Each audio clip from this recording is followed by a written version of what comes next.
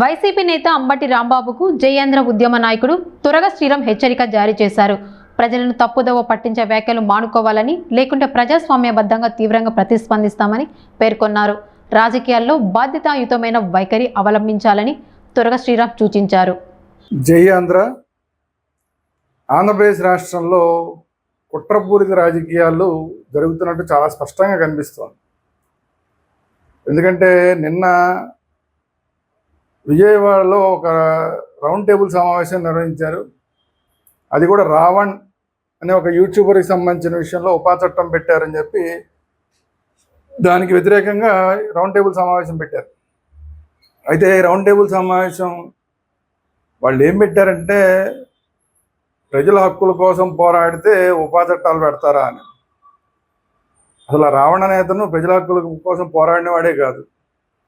సరే, ఈ విషయాలన్నీ కూడా పక్కన పెడితే వైసీపీకి చెందిన నాయకుడు అంబటి రాంబాబు గారు మరీ దుర్మార్గంగా మాట్లాడారు. ఈ ఆధునిక సమాజంలో రావణుడే గెలుస్తాడు, గెలిపిస్తాం, గెలిపించాల్సిన బాధ్యత మనందరిది అని మాట్లాడుతున్నాడు.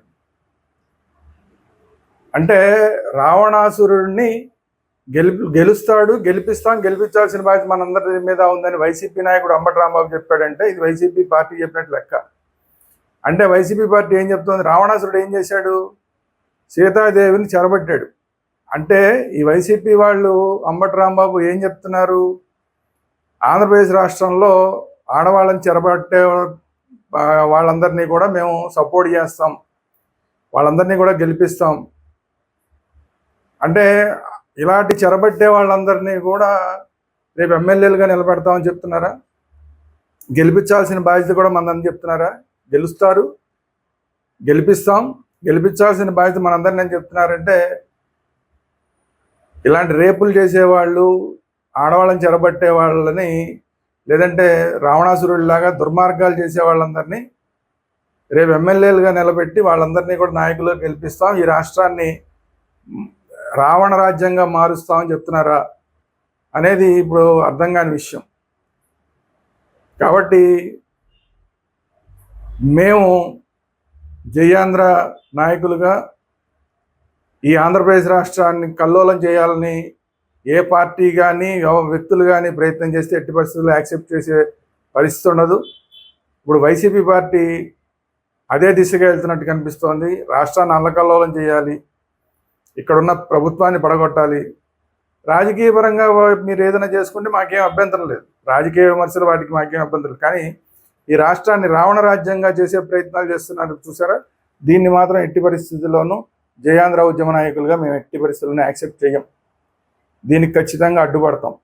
ప్రజలందరినీ కూడా చైతన్యవంతులు చేస్తాం, ప్రజల్లో చైతన్యం తీసుకొస్తాం.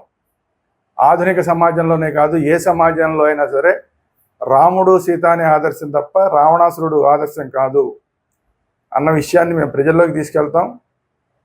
రావణాసురుడి భావజాలాన్ని ఉక్కుపాదంతో అణిచేస్తాం ఈ రాష్ట్రంలో. రావణాసురుడి భావజాలం ఎవరి దగ్గర ఉన్నా సరే దాన్ని ఉక్కుపాదంతో అణిచేస్తాం.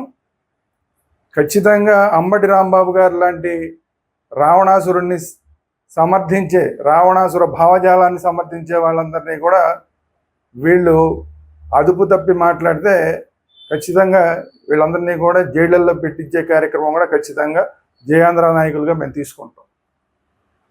కాబట్టి అంబటి రాంబాబు లాంటి వాళ్ళు మాట్లాడేటప్పుడు కాస్త జాగ్రత్తగా మాట్లాడాలి, బాధ్యతగా మాట్లాడాలి, రాష్ట్ర ప్రయోజనాల కోసం మాట్లాడాలి, రాష్ట్ర అభివృద్ధి కోసం మాట్లాడాలి తప్ప రాష్ట్రాన్ని విధ్వంసం చేయడం కోసం మాట్లాడితే ఎట్టి పరిస్థితుల్లో ఆ రాంబాబు గారిని కానీ ఆ పార్టీని, వైసీపీ పార్టీని కానీ ఎట్టి పరిస్థితుల్లోనూ భరించే శక్తి ఆంధ్రప్రదేశ్ ప్రజలకు లేదు.